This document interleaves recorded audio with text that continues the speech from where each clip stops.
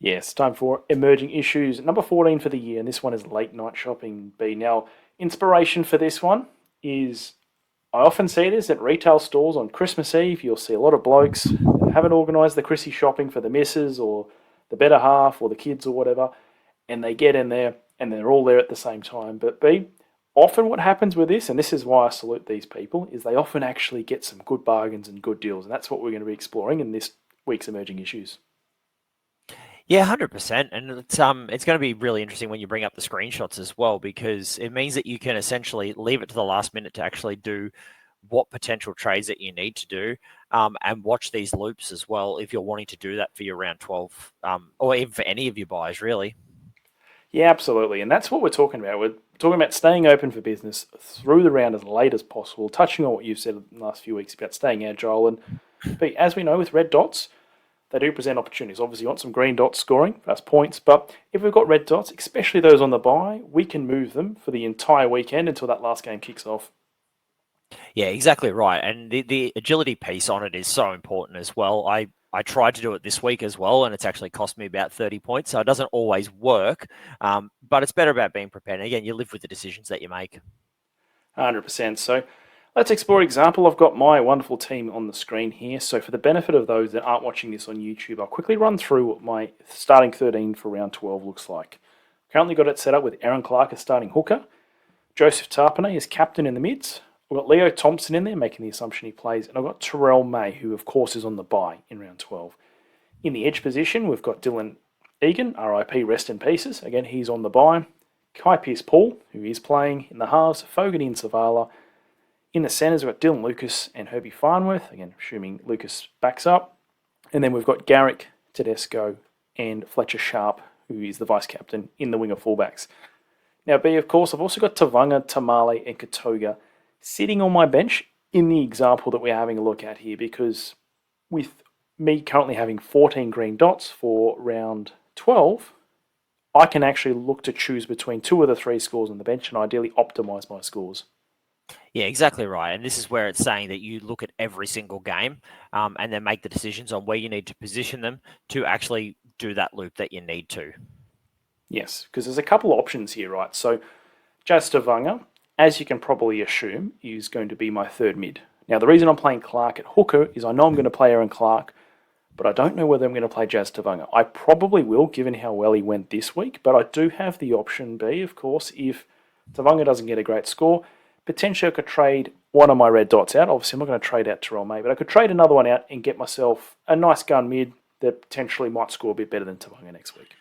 Yeah, exactly right. You could have a look at the likes of King Togia, who hasn't obviously lit the world on fire this particular week. So you could look at going a cheap mid if you needed to, if Tavaga, so-called craps the bed.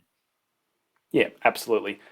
And also, what we can see here is Tamale and Katoga both have centre eligibility. Dylan Lucas has centre and edge eligibility. So, the way the team's currently set up, if Katoga outscores Tamale, Katoga's going to go in and replace Egan at starting edge. Tamale misses out. But of course, B, if Katoga, who I believe plays earlier than the Knights do in this round, if he goes really good, all I need to do is use Dylan Lucas and move him up to the edge, and I'll be able to get Katoga scoring by moving a couple other pieces around. So it's important to stay agile to make sure that you can get the best outcome for your team. Yeah, it's important to stay agile, but it's also this is where dual position players earn their keep essentially, with the likes of your Tamales, your Katogas, your Lucases, your Garricks, Fletcher Sharp, even with the wing fullback half. Like there's so much flexibility that you can have around those areas, not just for positioning for the week, but also positioning for this loop. Absolutely. So it's very key. This is just an example of my team. I'm not saying I've got the best 13 or anything like that, but it's about keeping my options open with looping possibilities, because even someone like Scott Drinkwater, who's a red dot next week, can help me get me to where I need to be. So, that wraps up that part of emerging issues. The other part I want to go through is the minor buy rounds. Now, we've spoken around it probably since round 3, maybe, or even in the preseason, about the fact that in rounds 13 and 19 in particular, it should be pretty easy to do starting 13 out at the park with 14 teams playing, and probably even around 16 now with the likes of Couchman and Egan getting injured and needing to be traded. I think what we're seeing now with this massive injury crisis we need to be very careful in these minor buy rounds that we don't go chasing 5 or 10 extra points at the expense of using extra trades.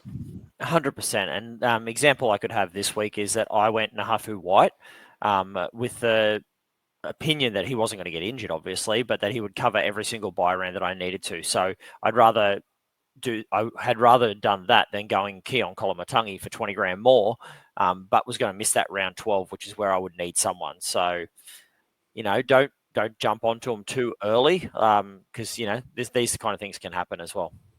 Yeah, and we look at round 13, right? We've got the Bulldogs, the Dolphins, and the Sharks on the bye. Now, the Sharks, you only have one of them in your team if you've got a pod, like an Adam Fanua-Blake, a Blake Brayley, a Kale Iro, or Nico Hines. The Finns, it's basically Katoa, Farnworth or bust.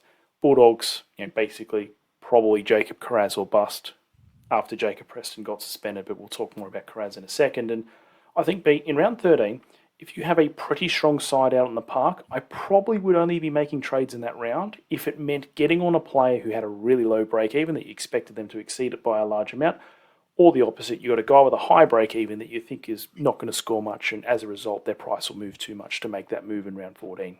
Yeah, 100% nailed it on the head. Because right now I've got 21 players for round 13. I don't have anyone on the buy.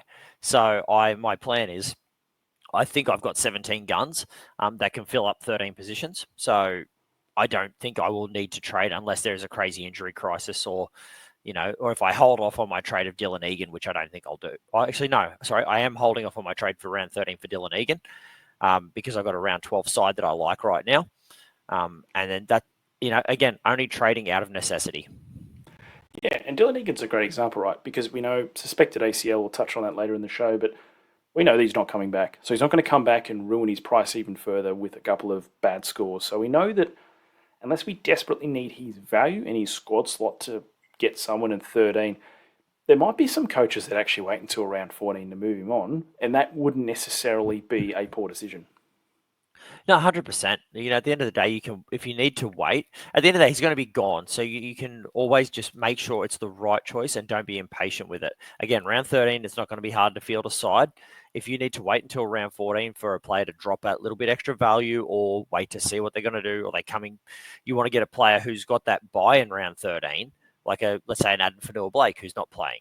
You want to wait till round 14, you can still do that for Dylan Egan because he's not going to jeopardise his price, and Adam Fanua-Blake's not going to be going up too crazy amounts. Yeah, and potentially for a player that gets a 2-game suspension, we might actually hold them because you might not have needed to play them in round 13 anyway. And if they were playing in round 12, that might be a little bit annoying. But again, you might be able to manage it. So just keep that in mind, I think, for coaches that have a lot of red dots coming up that are not on buys. You can pace that out, manage your trades, and get through this period with a few left in the bank. But that wraps up this week's edition of Emerging Issues. Thank you to our YouTube audience. Be sure to like and subscribe. And if you want to catch the full podcast, head to your preferred podcast platform.